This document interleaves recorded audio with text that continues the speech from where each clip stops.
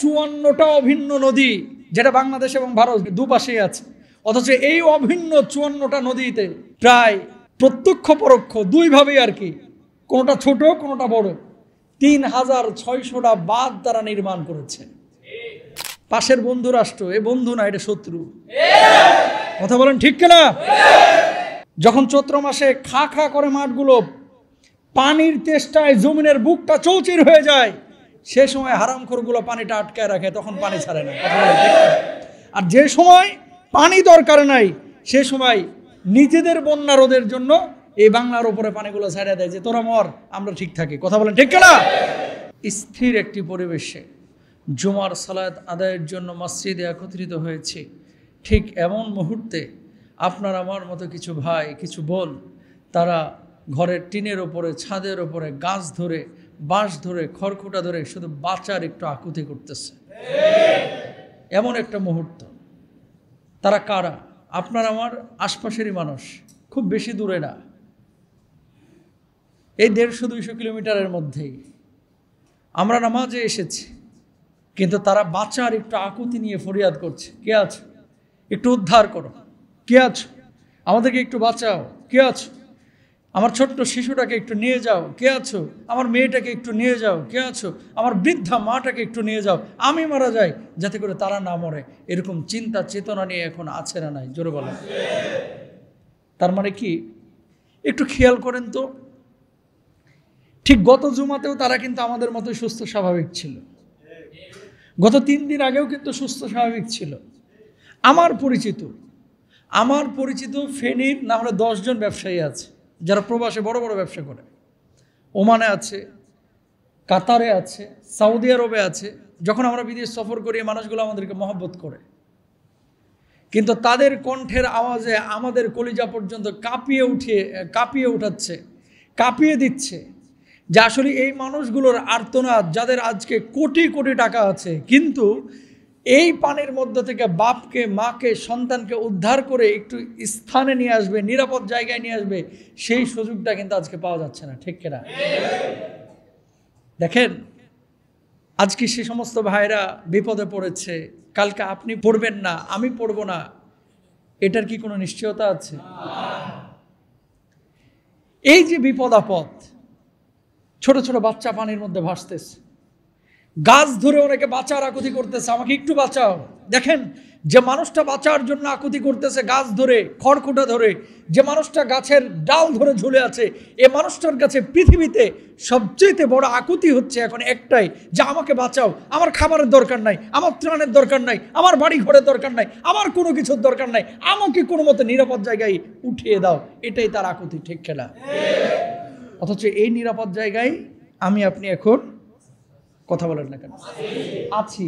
আপনার আমার কি সে আকুতি আছে? আছে?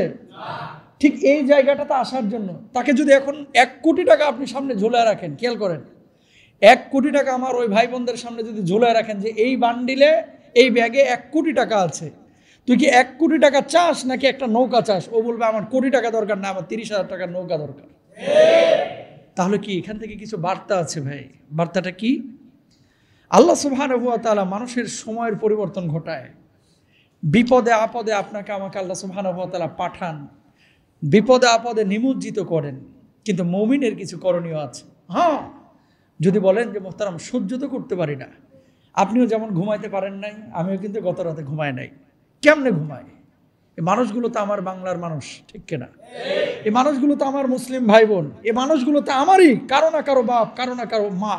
বারবার একটা জিনিস মাথায় আসতেছিল, ইস, আমার বুড়ি মাটা এই জায়গাটায় থাকলে আমি কি করতাম, আমার সন্তানটা এখানে পানিতে ভাসলে আমি কিভাবে ঘুমাতাম।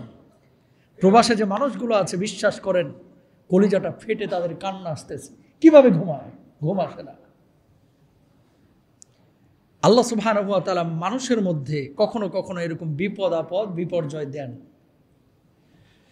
রব্বুল আলামিন কি বলছেন খেয়াল করেন, ওয়ালানাবলুওয়ান্নাকুম বিশাইইম মিনাল খাউফি ওয়াল জু'i ওয়া নাকসিম মিনাল আমওয়ালি ওয়াল আনফুসি ওয়াস সামারাত। রব্বুল আলামিন বললেন, আমি অবশ্যই তোমাদেরকে পরীক্ষা করব বিষয় ইমিনাল খৌফি, যার মধ্যে থাকবে ভয় এমন জিনিস দিয়ে, ওয়াল জুআই, যেখানে ক্ষুধার যন্ত্রণা থাকবে, ক্ষুধা থাকবে, ওয়ানাকসিম মিনাল আমওয়াল, সম্পদের বিনষ্ট থাকবে, ওয়ানাকসিম মিনাল আমওয়ালি ওয়াল আনফুসি ওয়াস সামারাত, জীবনের বিনাশ ঘটবে, মৃত্যু থাকবে এবং ফসল ফলাদি নষ্ট থাকবে। এমন জিনিস দিয়ে আমি আল্লাহ রাব্বুল আলামিন তোমাদেরকে পরীক্ষা করব, যে মানুষগুলো বন্যার মধ্যে ক্ষতিগ্রস্ত হয়েছে, সম্পদ তাদের চলে গেছে, বাড়িঘর তাদের চলে গেছে, অনেকের জীবনটাও পর্যন্ত চলে গেছে। আল্লাহ রাব্বুল আলামিন এরপরে বললেন, ওয়াবাশশিরিস সাবিরিন, এমন মুহূর্তে যে মানুষগুলো আমি আল্লাহর পথে ধৈর্য ধারণ করে, এই মানুষগুলোকে আমি আল্লাহর পক্ষ থেকে সুসংবাদ দিয়ে দাও। মন তো মারে না। হুজুর ওয়াজ করলেন আল্লাহ বিপদ আপদ দিবে, ধৈর্য ধারণ করার কথা আপনি বললেন, আল্লাহর ওয়াজ এটা মেনে নিলাম, কোরআনের আয়াত, কিন্তু মনকে তো বুঝাইতে পারি না। প্রিয় ভাইরা আমার, এই পৃথিবীর বুকে কিছু কিছু জিনিস আছে, যে জিনিসগুলো, যে বিপদ আপদগুলো মানুষ নিজের হাত দিয়ে ডেকে নিয়ে আসে। পাশের বন্ধু রাষ্ট্র, এ বন্ধু না, এটা শত্রু। কথা বলেন ঠিক কিনা? 54টা অভিন্ন নদী, যেটা বাংলাদেশ এবং ভারত দুপাশেই আছে, অথচ এই অভিন্ন 54টা নদীতে প্রায় প্রত্যক্ষ পরোক্ষ দুইভাবেই আর কি, কোনোটা ছোট কোনোটা বড়, 3600টা বাঁধ তারা নির্মাণ করেছে। কথা বলেন না কেন?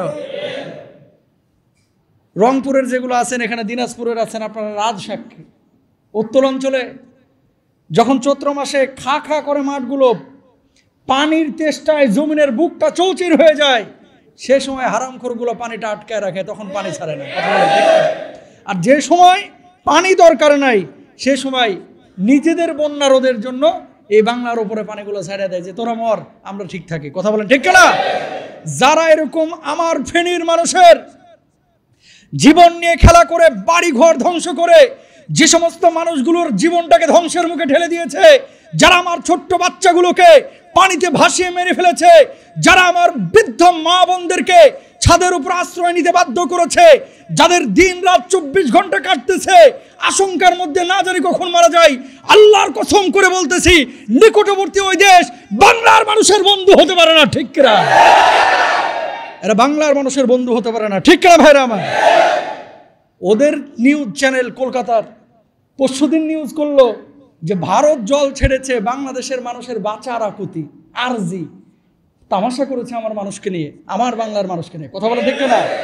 আর কালকে দিল্লি থেকে স্টেটমেন্ট দিয়েছে কি, পানি আমরা ছাড়ি নাই, একা একা বাইরে উপর হয়ে চলে গেছে। এই হারামখোর, উপর হয়ে কত পানি বাইরে হয়? কথা বলেন না কেন? বন্ধু তো সেই হতে পারে যে বন্ধু বন্ধুর কষ্টে ব্যথিত হয়, যে বন্ধু আরেকজন বন্ধুকে প্রায়োরিটি দেয়। ঠিক কিনা? প্রিয় ভাইরা আমার, সুজলা সফলা সুন্দর সবুজ শ্যামল এই বাংলার উপরে শকুনের নজর পড়েছে, নানানভাবে চাচ্ছে চতুর্মুখী সংকট তৈরি করে দেশটাকে শেষ করতে। ঠিক কিনা?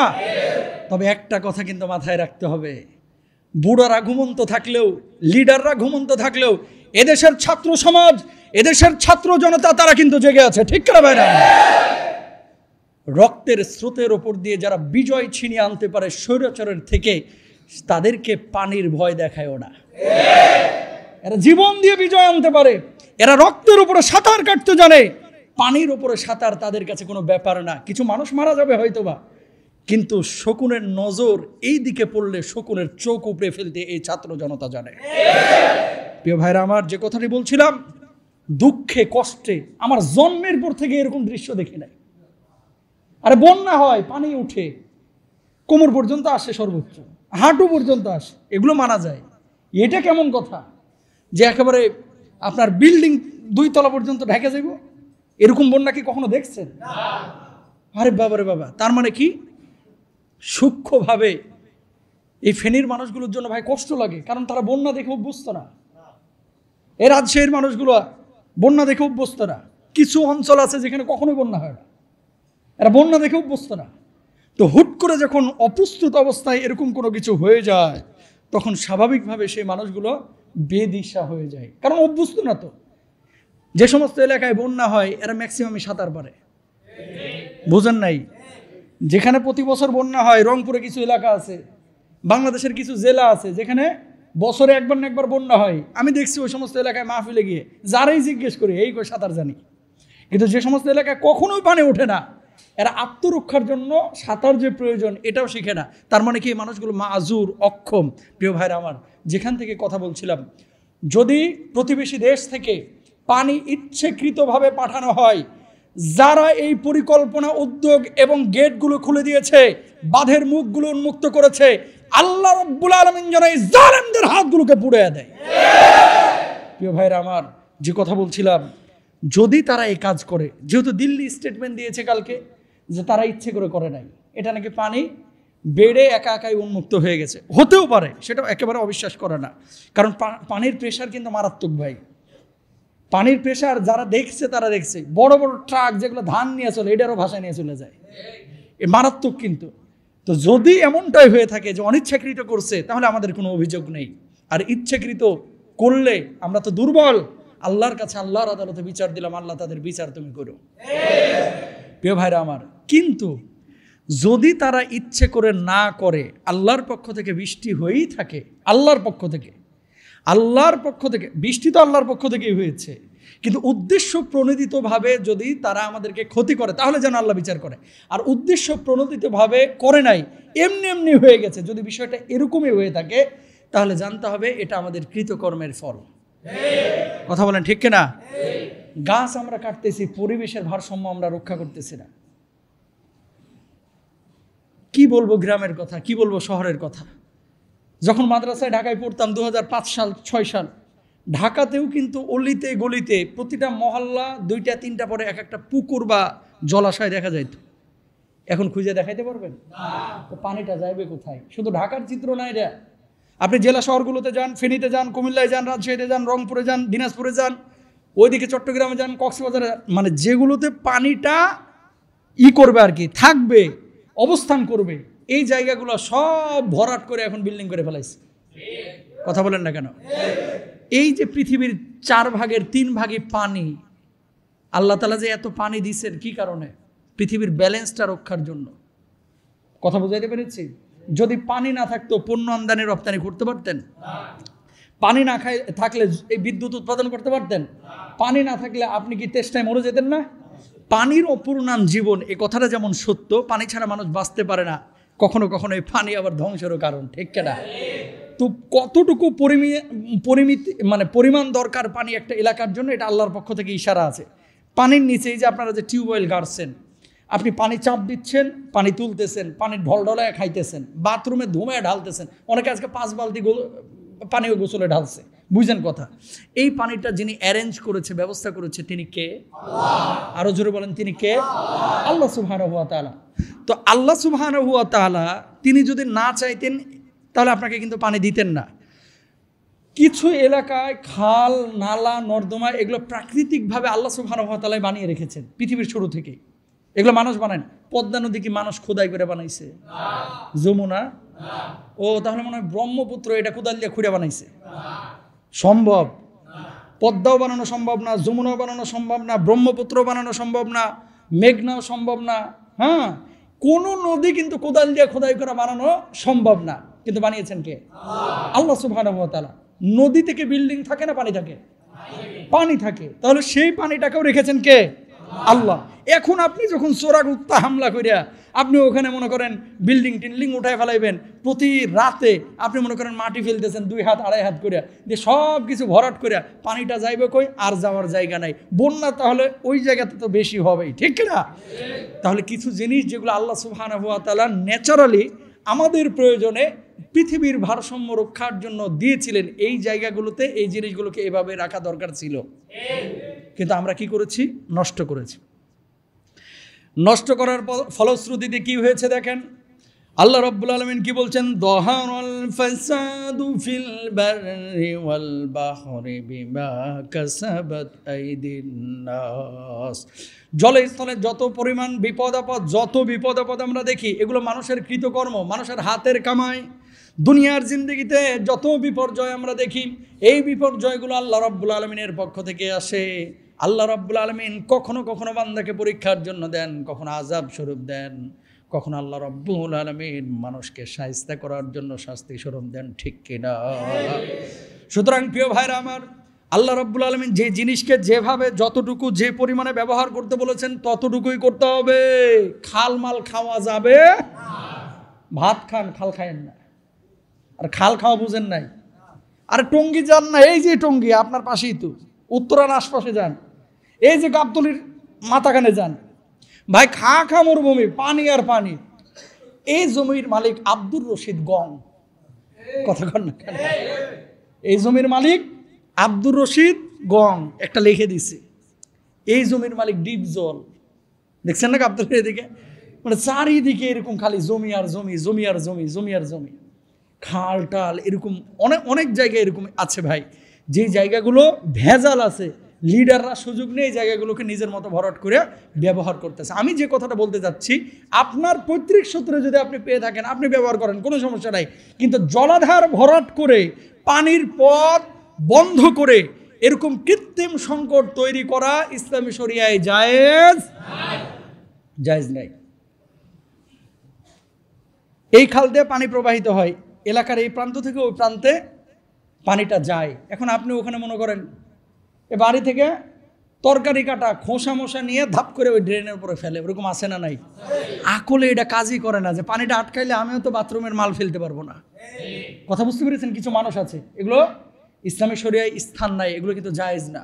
চাইলেই আপনি যা খুশি যেভাবে খুশি ব্যবহার করতে পারবেন না। বুড়িগঙ্গার পানি আলকাতরার চাইতেও কালো ভাই, ঠিক না? তো এটা দূষিত করছে কারা? মানুষ। কলকারখানার বর্জ্য পদার্থ, এই সমস্ত আবর্জনগুলোকে ডাইরেক্ট বুড়িগঙ্গায় মারছে, জায়েজ নাই। কারণ আপনার নিজের সামান্য লাভের জন্য গোটা পরিবেশ দূষিত আপনি করতে পারেন না। মনে রাখবেন, কিছু মানুষ ডাইরেক্ট গুলি করে মারে, ছুরিকাঘাত করে মারে, আর কিছু মানুষ কুরে কুরে মারে। খেয়াল করেন, ফলে ফরমালিন দিয়ে কিছু মানুষ ডাইরেক্ট মারতেছে না, কিন্তু এটারে ক্যান্সার করে মারতেছে। তো এই সমস্ত জিনিসগুলো, এগুলো আমাদের খেয়াল করা উচিত। ফেনীতে যে ঘটনাটি ঘটেছে গত 2 দিন থেকে, এমতো অবস্থায় এই সমস্ত জায়গায় আপনার আমার কিছু করণীয় দিক আছে ভাই। এই যে যারা বিপদে পড়েছে, তারা কারো চাচা, কারো দাদা, কারো নানা, কারো ভাই, কারো বোন, সবাই কিন্তু আমাদেরই আশপাশের এবং আমাদের দেশের মানুষ। প্রিয় ভাইরা আমার, এরকম কঠিন সিচুয়েশন বাংলাদেশের মানুষ আগে দেখে নাই, বিশেষ করে বন্যার ক্ষেত্রে। তাহলে আমরা এখন কি করব? তাদের সাহায্যে সহযোগিতায় হাত বাড়াবো। কোত্থেকে? যে যেখান থেকে পারি। এলাকাভিত্তিক অনেকে উদ্যোগ গ্রহণ করে সাহায্য সহযোগিতার জন্য, অবশ্যই এটা ভালো, কারণ তাদেরকে আমরা সাহায্য করব।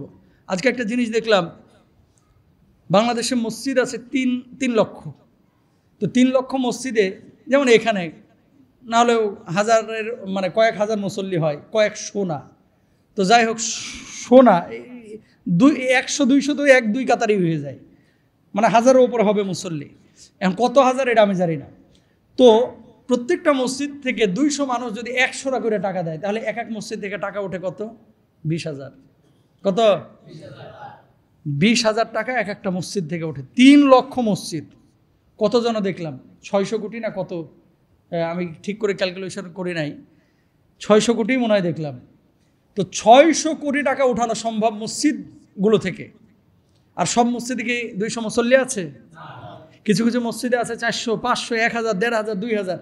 100 কোটি টাকা দিলে 600 কোটি টাকা যদি মসজিদগুলো থেকে উঠানো যায়, তাহলে বন্যা পরবর্তী পুনর্বাসনে এটা কিন্তু এদেরকে কি করা যাবে?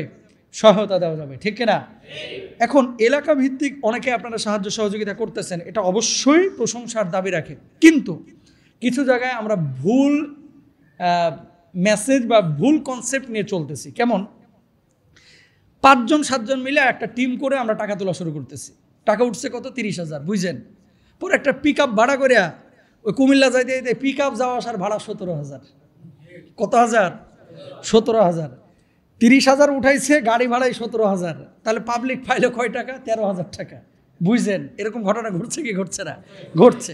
এজন্য আপনাদেরকে বলবো, এই এলাকায় অন্তত আপনারা যেটা করবেন, অনেকে আলহামদুলিল্লাহ আমারও বলছি একটু আগে, আমি ঘোষণা দিব ইনশাল্লাহ কালেকশনের সময়। তো উদ্যোগ গ্রহণ করছেন, উদ্যোগ তো যুবকরাই নেবে, যদি না নেয় কে নেবে? তো আপনারা ইনফিরাতিভাবে পৃথকভাবে যে অনেকেই কালেকশন করতেছেন, কালেকশন করে এক জায়গায় জমা করবেন। কথা বলেন না কেন? ওই কাঁঠাল বাগানে মনে করেন কালেকশন হয়েছে 2 লাখ, এখানে হয়েছে 1 লাখ, আরেক জায়গায় হয়েছে 5 লাখ, আরেক জায়গায় হয়েছে 3 লাখ। এবার সব কালেক্টররা এক জায়গায় একত্রিত হবেন, হওয়ার পরে পুরো দেখবেন যে 15-20 লক্ষ টাকা হয়েছে। তো এই 15-20 লক্ষ টাকা এলাকার যারা আস্থাভাজন এরকম 5-7 জনের দায়িত্ব দেন, পণ্যগুলো আপনারা কিনে দেন, যে তোমাদের দায়িত্ব হচ্ছে পৌঁছানো। খেয়াল করেন, আজকে সকালে যে আপডেট পেলাম সেটা হচ্ছে ছোট ছোট পিক আপ নিয়ে অনেকে গেছে, অনেকে মনে করেন প্রাইভেট কার নিয়ে চলে গেছে। এবার এই প্রাইভেট কারের জ্যামের কারণে যাইতে তো পারতেছে না, কুমিল্লার ওই পারে যাওয়া মুশকিল না, ঢাকা চিটাগাং হাইওয়েতে। তো এদের জামের কারণে যাদের যাওয়াটা ফরজ, সেনাবাহিনী বা স্বেচ্ছাসেবক, এরা যাইতে পারতেছে না। কথা বলেন ঠিক না? তো এই জন্য একটু পরিকল্পনা মাফিক আমাদেরকে কাজ করতে হবে, ইনশাল্লাহ বলেন। আর সাহায্যের হাত সবাইকে বাড়াইতে হবে, আল্লাহ তৌফিক দান করুক, আমিন বলেন। প্রিয় ভাইরা আমার, যারা এখনো তো পানি অনেক উঁচুতে, কি পরিমাণ আল্লাহ মাফ করুক, আল্লাহ মাফ করুক, আগেই বলেন আমিন। পানি নেমে যাওয়ার পরে যাতে করে আমাদের এটা দেখতে না হয় যে হাজার হাজার মানুষ মারা গিয়েছে, আল্লাহ মাফ করুক। একটা আতঙ্ক ভয় আমাদের ভিতরে কাজ করতেছে, কারণ সবাই ধারণা করছিল যে 1-1.5 হাঁটু পানি উঠবে, এরপরে পানি নেমে যাবে, আমরা আমাদের বাড়িতে থেকে যাব। এই জন্য অনেকে কিন্তু বাড়ি ছাড়ে নাই, ছাদের উপরে আশ্রয় নিছে, 2 তলার উপরে আশ্রয় নিছে, এখন 1 তলা পুরা ফিল আপ হয়ে গেছে। কি একটা ভয়াবহ অবস্থা। আমরা আজকের এই আলোচনার মাঝখান থেকেই দোয়া করে আল্লাহ যেন আমার সমস্ত ভাই বোনকে নিরাপদ স্থানে নিরাপদে ফিরে আসার তৌফিক দান করেন। আর যদি কারো মৌত হয়ে যায়, আল্লাহ যেন তাদেরকে শাহাদাতের মৌত দান করেন। আরো জোরে বলেন। প্রিয় ভাইরা আমার, যারা এই যে বন্যার পানিতে ডুবে মারা গিয়েছে, এই সমস্ত মানুষগুলো হাদিসের ভাষ্য অনুসারে আল্লাহর হাবিব সাল্লাল্লাহু আলাইহি ওয়াসাল্লাম বলছেন, এই সমস্ত মানুষগুলো হচ্ছে শহীদ। সুবহানাল্লাহ বলেন। কোথায় আছে হাদিসের মধ্যে? ওমান মাতা ফিল গারিকি ফাহুয়া শাহীদুন। আল্লাহর হাবিব সাল্লাল্লাহু আলাইহি ওয়াসাল্লাম বলছেন, কেউ যদি পানিতে ডুবে মারা যায়, আল্লাহ সুবহানাহু ওয়া তাআলা তাকে শাহাদাতের মওত দান করেন। বলুন আমিন। তাহলে আপনারা এখন দোয়া করেন যে আল্লাহ যেন আমরা পানিতে ডুবায় মারে, এই দোয়া করা যাবে না। মনে রাখবেন, আল্লাহর হাবিব সাল্লাল্লাহু আলাইহি ওয়াসাল্লাম সব সময় হঠাৎ ঘটিত মৃত্যু থেকে পানাহ চাইতেন। অনেক মানুষ কিন্তু মরার আগে বোঝে, অনেক মানুষ মরার আগে বোঝে। ধরেন আপনি মারা যাবেন 1 সপ্তাহ পরে, অন্তরটা সায় দেয় যে আমি হয়তো বা পৃথিবীতে আর টিকতে পারবো না, আমার হয়তো বা সময় শেষ হয়ে গেছে। এদের মৃত্যুর প্রস্তুতিটা সুন্দর হয়ে থাকে। আর কিছু কিছু মানুষ আছে হুট করে মারা যায়, বুঝছেন? আল্লাহর কাছে সব সময় দোয়া করবেন, আল্লাহুম্মা হাফাজনা মিন কুল্লি আমওয়াতিল ফুজা। আল্লাহ, হঠাৎ ঘটিত মৃত্যু থেকে আপনি আমাদেরকে হেফাজত করেন, আমিন বলেন। নবীজি আরেকটি দোয়া শিখিয়েছেন, আল্লাহুম্মা ইন্নী আউযু বিকা মিনাল হাদামি ওয়া আউযু বিকা মিনাত তারাদ্দি ওয়া আউযু বিকা মিনাল গরাকি ওয়াল হারাকি ওয়াল হারামি ওয়া আউযু বিকা আন আইয়াতাখাব্বাতানি আশ-শাইতানু ইনদাল মাউতি ওয়া আউযু বিকা আন আমুতা ফি সাবিলিকা মুদবিরা ওয়া আউযু বিকা আন আমুতা লাদিগান। আল্লাহর হাবিব সাল্লাল্লাহু আলাইহি ওয়াসাল্লাম এই দোয়াটা শিখিয়েছেন যে আল্লাহ, পানিতে ডুবা মৃত্যু থেকে, তারপরে ভূমিধসের মৃত্যু থেকে, আগুনে পোড়া মৃত্যু থেকে আল্লাহ আপনি আমাদেরকে হেফাজত করেন। খেয়াল করেন, এটা নবীজি শিখিয়েছেন। তাহলে আমরা পানিতে ডুবে মরা, আগুনে পুড়ে মরা, রোড অ্যাক্সিডেন্টে মরা, ভূমিধসে মারা, এই সমস্ত মরাগুলো আল্লাহর কাছে দোয়া করে কামনা করব না। কিন্তু কেউ যদি পানিতে ডুবে মারা যায়, কেউ যদি আগুনে পুড়ে মারা যায়, আল্লাহর নবী বলেছেন আল্লাহ সুবহানাহু ওয়া তাআলা ওই মানুষগুলোকে হুকমান শাহাদাতের মর্যাদা দান করবেন। আরো জোরে বলেন সুবহানাল্লাহ। এরপর আসেন, আল্লাহ সুবহানাহু ওয়া তাআলা পবিত্র কুরআনুল কারীমে কি বলছেন? মানুষ কিন্তু একটা কথা বলে থাকে, যেমন এই যে বন্যার সময় কিছু মানুষ মারা যাবে, যারা মারা গিয়েছে এদের ব্যাপারে শোক পালন করবে, বলবে অকালেই ঝরে পড়লো প্রাণ। কথা বলেন, আছে না নাই? কোনো মানুষই অকালে ঝরে পড়ে না, সময় শেষ হয়েছে, আল্লাহ তাকে নিয়ে চলে গেছে। রব্বুল আলামিন কি বলছে? আল্লাহ রব্বুল আলামিন বলছেন, ওয়ালিকুল্লি উম্মাতিন আজাল। যখন প্রত্যেক সম্প্রদায়ের একটা মেয়াদ রয়েছে, সব সম্প্রদায়ের একটা মেয়াদ আছে। আওয়ামী লীগ সরকার কতদিন ক্ষমতায় থাকবে, বিএনপি কতদিন থাকবে, তত্ত্বাবধায়ক কতদিন থাকবে, কেউ না জানুক, জানেন কে? তদ্রূপভাবে আওয়ামী লীগের ওই সমর্থক মরবে কবে, বিএনপির উনি মরবে কবে, জামাতের উনি মরবে কবে, হুজুর মরবে কবে, রিক্সাওয়ালা মরবে কবে, ভ্যানওয়ালা মরবে কবে, জানেন কে? আল্লাহ সুবহানাহু ওয়া তাআলা এরপরে বলছেন ফাইদা জাআ আজালুহুম লা ইস্তাখিরুনা সাআ ওয়া লা ইস্তাকদিমুন।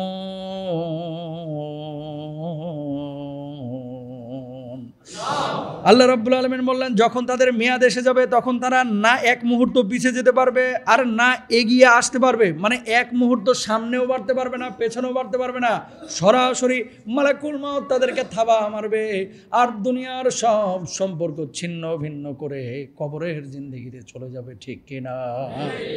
সুতরাং প্রিয় ভাইরা আমার, বন্যায় যারা মারা যাচ্ছে বা মারা গিয়েছেন, এদের সময় শেষ হয়েছে, আল্লাহর ডাকে তারা সাড়া দিয়ে চলে গেছেন। এটার জন্য এই কথা আমরা কেউ বলবো না যে অকালে ঝরে পড়েছে প্রাণ, এমন কোনো কথা বলা যাবে না। প্রিয় ভাইরা আমার, কতটা ভয়াবহ দৃশ্য, কতটা ভয়াবহ দৃশ্য। মসজিদের মাইকে এলান হচ্ছে যে সবাই আমরা তওবা ইস্তেগফার করি, সবাই সবার কাছে ক্ষমা চাই, কারণ হয়তোবা আর বেশি সময় আমরা পৃথিবীতে টিকে থাকতে পারবো না। পানি কিন্তু মারাত্মক জিনিস ভাই, পানি পানি মারাত্মক। বিশেষ করে যারা সাঁতার কাটতে জানে না, যখন ডুবন্ত অবস্থায় থাকে, সে তো চেষ্টা করে নিঃশ্বাস নিতে, চেষ্টা করে বাঁচতে, চেষ্টা করে সে উপরে উঠতে, কিন্তু পারে না তো। এরকম কঠিন মুহূর্ত আজকে বাংলাদেশের মানুষ সাক্ষী হচ্ছে। আল্লাহ তাআলা যেন আর কখনো এই ধরনের বিপদ আপদ আমাদেরকে না দেন। আমিন বলেন। এই ধরনের বিপদ আপদ থেকে আল্লাহর কাছে সবসময় দোয়া করবেন, আল্লাহর কাছে প্রার্থনা করবেন, আমরাও করব। আস-সাদাকাতু তুরাদ্দুল বালা। আল্লাহর হাবিব সাল্লাল্লাহু আলাইহি ওয়াসাল্লাম বলছেন বেশি বেশি সাদাকা করতে। যত বেশি সাদাকা করবেন এই ধরনের বিপদ আপদ বিপর্যয় থেকে রক্ষা করবেন কে? আল্লাহ সুবহানাহু ওয়া তাআলা। সুতরাং প্রিয় ভাইরা আমার, যারা পানিতে ডুবে মৃত্যুবরণ করে এদেরকে আল্লাহর হাবিব সাল্লাল্লাহু আলাইহি ওয়াসাল্লাম বলেছেন যে এরা হুকমান শাহাদাতের মওত পাবেন, মর্যাদা পাবেন। এবার আসেন বন্যা দুর্গত এলাকায়, বিশেষ করে কালকেও দেখলাম লাশ নিয়ে বসে আছে, লাশ নিয়ে বসে আছে, লাশ দাফন করবে কোথায়? বাঁচার জন্যই তো নৌকা পাচ্ছে না। লাশ দাফন করবে কোথায়? জানাজা পড়বে কিভাবে? বন্যা দুর্গত এলাকায় যারা এই সিচুয়েশন বা পরিস্থিতির মুখোমুখি হয়েছেন তারা জানেন কত কঠিন মুহূর্ত। এই সময় জানাজা এবং দাফন কাফনের কিছু বিধান আছে। সুস্থ স্বাভাবিক সবল মানুষ যখন মারা যায় আমরা গোসল দিই, কিন্তু বন্যার পানিতে যিনি মারা যান তিনি তো পানির মধ্যে ডুবে থাকেন, এর আবার গোসল লাগবে কিনা খেয়াল করেন। মাসআলা হচ্ছে, যদি শরীরের গোশত, চামড়া, হাড্ডি তো আর ফুলে না, কিন্তু গোশত এগুলো যদি পচে ফুলে ফেপে একেবারে ফাইটা যায়, মানে এরা ধরাই যাচ্ছে না, গোশতগুলো খুলে যাচ্ছে, এরকম পচা দুর্গন্ধ ছুটে গেছে, তাহলে এক শ্রেণীর ওলামা ইকরাম বলতেছেন গোসল করা যদি সম্ভব না হয়, উপরে হালকা একটু পানি ঢেলে তারপরে এটারে যদি কাফন পরানো সম্ভব হয়, কাফন এইরকম দুর্যোগপূর্ণ এলাকায় সাদা কাপড়ই নিয়ে আসতে হবে জরুরি না, একটা কাপড় ম্যানেজ করে এটাতেই কাফনের মতো মোড়ায়া পানির ওপরে ভাসায় কোনো জায়গা, ওই জায়গায় আপনার জানাজার নামাজ পড়ে তারপরে শুষ্ক স্থানে দাফন করার চেষ্টা করতে হবে। এখন আপনি বলবেন যে হুজুর 45 কিলো 50 কিলো জায়গায় পর্যন্ত পানি, আমরা শুষ্ক স্থান পাবো কোথায়, আর কীভাবে লাশ নিয়ে যাব? প্রশ্ন জাগে না? জাগে। তাহলে এসব ক্ষেত্রে যদি শুষ্ক স্থানে লাশ নিয়ে যাওয়ার সম্ভাবনা না থাকে তাহলে মাসআলা হচ্ছে দুইটা। এক নাম্বার, কিছু জায়গায় পানির স্রোত অনেক বেশি, খেয়াল করেন, কিছু জায়গায় পানির স্রোত অনেক বেশি, যেটা এখন দেখা যাচ্ছে ফেনীতে। এরকম স্রোত যে জায়গাটায় বেশি সেই জায়গাটায় লাশটা ভাসিয়ে দেওয়া কোনো একটা মাধ্যম বা উপায় অবলম্বন করে। আর যদি এরকম স্রোতের পানি না পাওয়া যায় তাহলে যেই জায়গাটায় জলাশয় গভীর, পানিটা গভীর আছে, সেই জায়গাটায় ভারী কিছু লাশের সাথে বেঁধে ওই জায়গাটায় লাশটা ডুবিয়ে দেওয়া। আর যদি দেখেন যে বাড়ির আশপাশে নদী নালা আছে, যে জায়গাটায় স্রোত অনেক এবং এই নদীটার পানি যে আর একটা নদীর সাথে মিলেছে বা এই জলাশয়ের পানিটা যে আর একটা সমুদ্রের সাথে মিলেছে, তাহলে ওই স্রোতধারায় এই লাশটাকে ভাসিয়ে দেবেন। এটা হচ্ছে মাসআলা, এটা আমরা অনেকেই জানি না। বন্যা দুর্গত এলাকায় আল্লাহ না করুক, আমাদের যেটা ধারণা হচ্ছে অনেক মানুষ বিপদে পড়েছে, কারণ কালকে যে অবস্থা দেখা গিয়েছে অনেক মানুষ গাছ ধরে ঝুলে আছে 5 ঘন্টা 7 ঘন্টা। আল্লাহ মাফ করুক, আমিন বলেন না? এরকম দৃশ্য আমরা আর দেখতে চাই না। আল্লাহ আপনি আমাদের সবাইকে ক্ষমা করেন, মাফ করেন, আমিন বলেন। আল্লাহ আমার ভাই যারা বিপদে পড়েছে এদেরকে উদ্ধার করার ব্যবস্থা করেন, আমিন বলেন।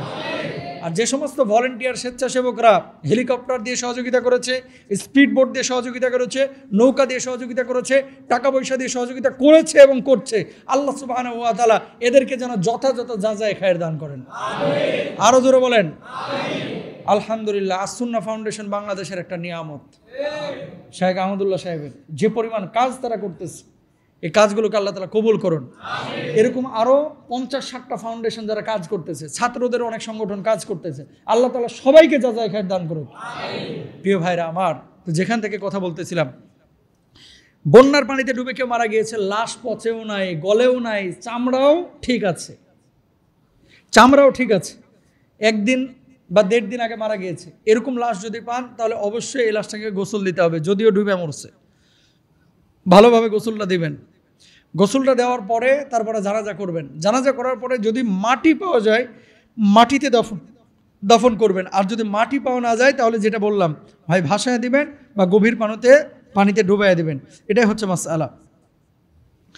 বিপদে যখন কোনো মানুষ পড়ে এরকম দুর্যোগপূর্ণ অবস্থায় আপনার কিছু জিম্মাদারি আছে, দায়িত্ব আছে। কিন্তু এমন না যে এই মানুষগুলো বিপদে পড়েছে কালকে আমি পড়বো না। মনে রাখবেন, দুনিয়ার জিন্দেগিতে একজন মানুষ যদি আরেকজন মানুষের প্রয়োজন মেটায়, আখিরাতের জিন্দেগিতে আল্লাহ রাব্বুল আলামিন সেই মানুষের একটা প্রয়োজন মিটিয়ে দেবে। সূরা বলেন সুবহানাল্লাহ। রাব্বুল আলামিন কি বলছেন খেয়াল করেন, 3 নম্বর পারার প্রথম পৃষ্ঠাতেই আল্লাহ রাব্বুল আলামিন বলছেন, ইয়া আইয়ুহাল্লাযীনা আমানু আনফিকু মিম্মা রাযাকনাকুম মিন ক্বাবলি আন ইয়াতিয়া ইয়াওমুন লা বাইউন ফীহি ওয়ালা খুল্লাতুন ওয়ালা শাফাআ ওয়াল কাফিরুনা হুমুয যালিমুন।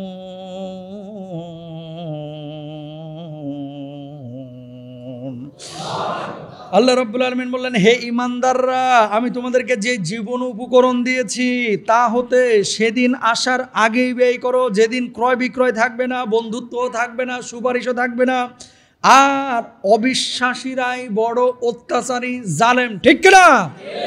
এই যে ভারতের এই হারামখোর অবিশ্বাসী, আল্লাহর প্রতি ঈমান আনে নাই, এরাই তো জুলুম করে। ঠিক কিনা? সবার কথা বলতেছি না, শুনেন। অমুসলিমদের ব্যাপারে আমাদের কোনো আক্ষেপ নাই, আক্ষেপ হচ্ছে যারা এরকম পানি দিয়ে আমার বাংলার মানুষকে মারতে চায় তাদের ব্যাপারে। কথা বুঝতে পেরেছেন? তো আল্লাহ সুবহানাহু ওয়া তাআলা কি বলছেন, ওয়াল কাফিরুনা হুমুয যালিমুন। অবিশ্বাসী যারা কাফের, এরাই সবচেয়ে বড় জালেম। সারা পৃথিবীর বুকে এখন একটা গেম চলতেছে, মানে প্ল্যান মাফিক গেম। গেমটা কি? শুধু মুসলিম মারো, মুসলিম ধরো, মুসলিম কাটো, মুসলিমকে কাবাব বানাও, মুসলিমকে শেষ করে দাও। আবার মুসলিমরা যখন মানবাধিকারের কথা বলে তখন আবার মুসলমানদেরকে জঙ্গি তকমা দেওয়া হয়। ঠিক কিনা প্রিয় ভাইরা আমার? এই জন্য এই কাফেররা, এরাই হচ্ছে বড় জালেম। আল্লাহ সুবহানাহু ওয়া তাআলা কি বললেন এই আয়াতে কারিমায়? আল্লাহ সুবহানাহু ওয়া তাআলা বললেন সূরা আল বাকারার মধ্যে 255 নম্বর আয়াতে, যে সেই দিন, কোন দিন? কিয়ামতের দিবসে। এদিন কোনো বেচা কিনা চলবে না, এদিন কোনো সুপারিশ চলবে না। নবী সুপারিশ করতে পারবে, কিন্তু আপনার জন্য আপনার আত্মীয় স্বজন, বন্ধু বান্ধব কেউ কিচ্ছু করতে পারবে না। সেদিন আসার পূর্বেই দুনিয়াতে আল্লাহ সুবহানাহু ওয়া তাআলা যে জীবন উপকরণ দিয়েছেন, সেই জীবন উপকরণ থেকে মানুষের জন্য কিছু করো। তো সাধারণ মানুষের জন্য করার কথা আল্লাহ সুবহানাহু ওয়া তাআলা বলেছেন, অসাধারণ মানুষের জন্য করার কথা আল্লাহ বলেছেন, বিপদ আপদে যারা পড়ে তাদের জন্য করার কথা বলেছেন। সুতরাং আল্লাহ সুবহানাহু ওয়া তাআলা যেহেতু বলেছেন, আমরা বিপদ আপদে সাহায্যের হাত বাড়াবো। কুল ইন্নী উমিরতু আন আ'বুদাল্লাহা মুখলিসাল লাহুদ্দিন। আমি আদিষ্ট হয়েছি আল্লাহর আনুগত্যে একনিষ্ঠ হয়ে তার ইবাদত করার। খেয়াল করেন, আল্লাহর ইবাদত করা যেমন নামাজ পড়া, রোজা করা, হজ করা, যাকাত দেওয়া, একজন মানুষ বিপদে পড়লে তার পেছনে সাহায্যের হাত বাড়িয়ে দেওয়া, এটাও আল্লাহর ইবাদত। বলুন সুবহানাল্লাহ। কি বলছেন আল্লাহর নবী সাল্লাল্লাহু আলাইহি ওয়াসাল্লাম? খেয়াল করেন, আর রাহিমুনা ইয়ারহামুহুমুর রহমান ইরহামু আহলাল আরদি ইয়ারহামুকুম মান ফিস সামা। আল্লাহর হাবিব বললেন, দয়াশীলদের উপরে করুণাময় আল্লাহ দয়া করেন, তোমরা দুনিয়াবাসীকে দয়া করো, তাহলে যিনি আসমানে আছেন তিনিও তোমাদের উপরে দয়া করবেন।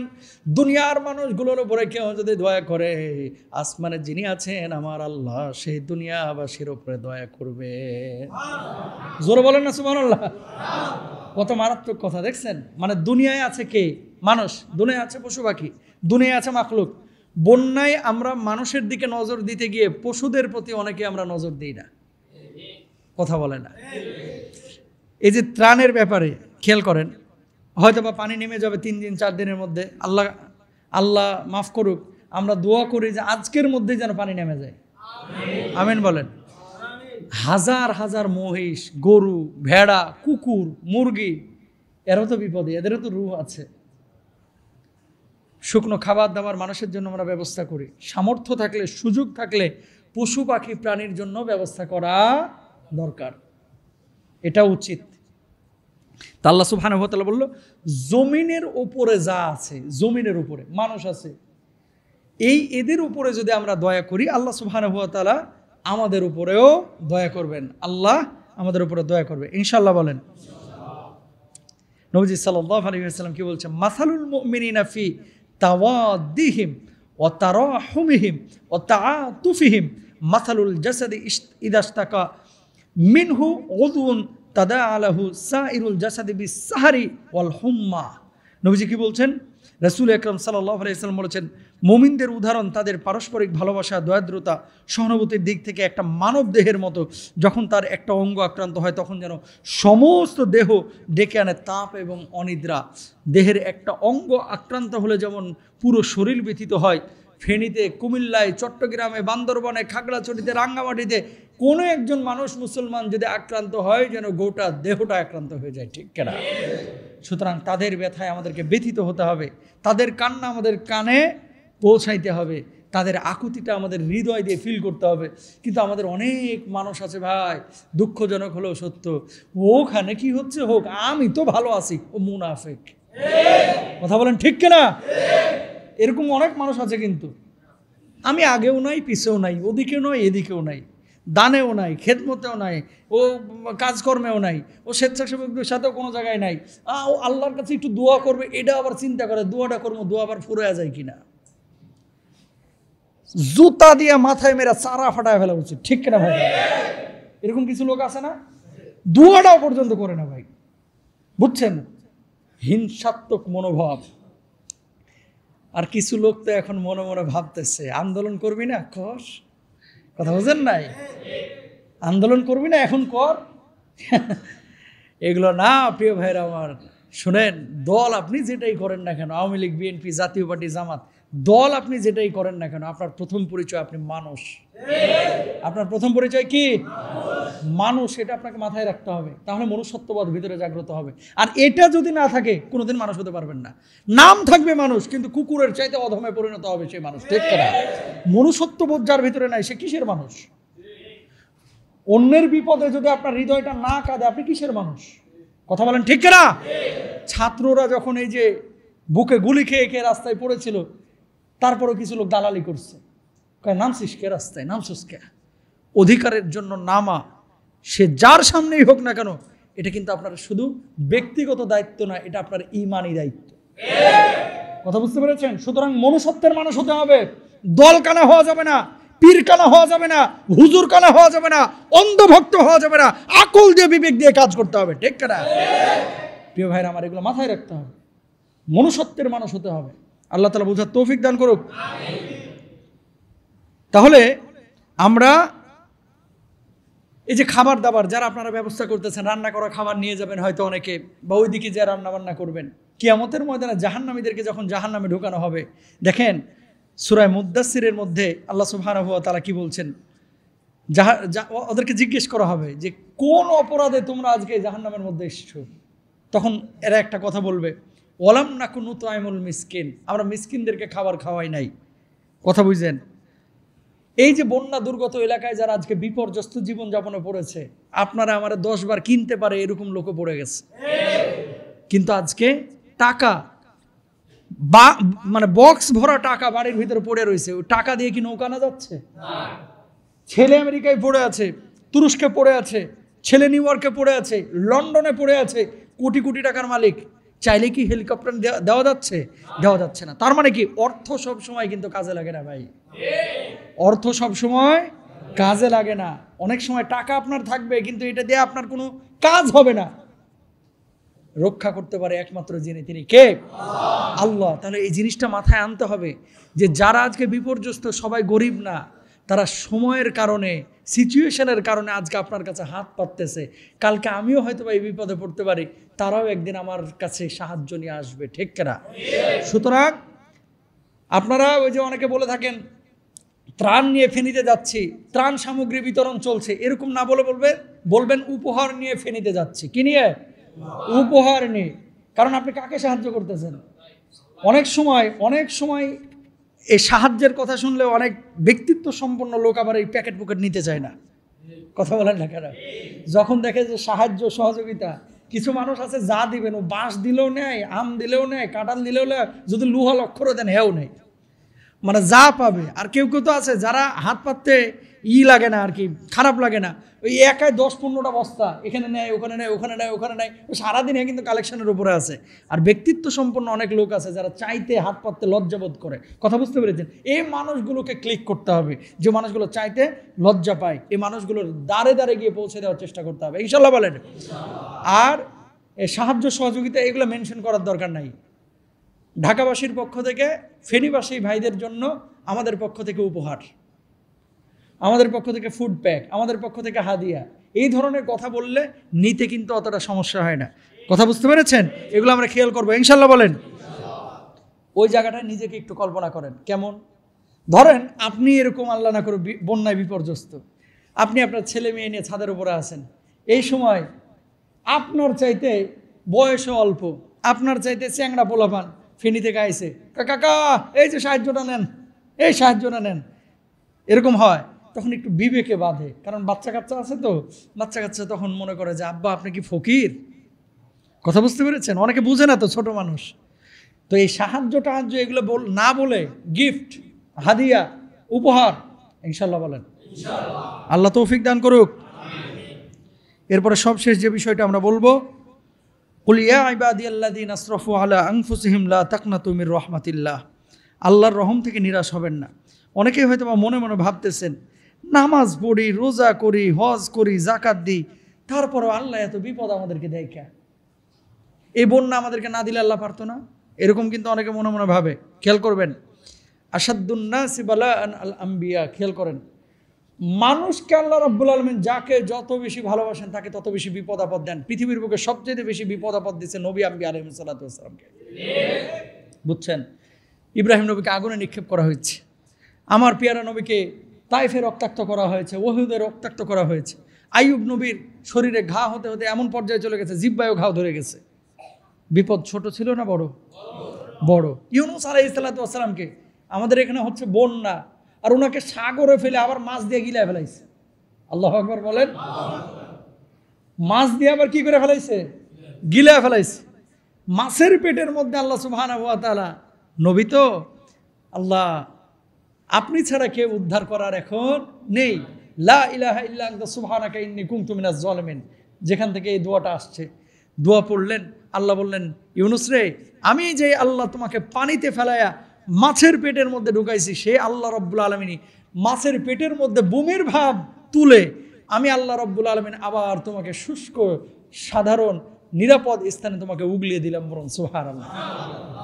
ইউনূস নবীকে যখন পেটের মধ্যে মাছ নিয়েছিল, তার ভিতরে জ্বালা পোড়া তৈরি হয়ে গেছে, শুরু হয়ে গেছে। কখন এরা বাইর করবো, আমি তো শান্তি পাইতেছি না। আর কিছু খানা আছে না, ফুড পয়জন যখন হয়, খাওয়ার পরে খাইছেন কিন্তু দাঁত দিয়ে যখন চাবাইছেন, দাঁতে ধার দিয়ে ভাই আরামে মসমসে একেবারে চাবায় চুবায় খায়া আর ঘুমাইতে পারেন না। এদিকে গুল্লো ব্যথা, ওদিকে গুল্লো ব্যথা, আর খালি আওয়াজ হয় পেটের মধ্যে গড় গড় করে। কথা বলেন, আছে না নাই? এখন মজা করে খায়া লাইছে ইউনূস নবীকে, পেটের মধ্যে এখন জ্বালা পোড়া শুরু হয়ে গেছে। আল্লাহ রাব্বুল আলামিন ওই সাগরের মধ্যে দেখেন ওই মাছটার জ্বালা পোড়া তৈরি করে এবার ও খালি বালু খুঁজতেছে যে কখন আমি সাগরের কিনারায় গিয়ে বালুতে একটু উগলিয়ে দেবো। খেয়াল করেন, বমিটা তো সাগরের মধ্যেও করতে পারতো না?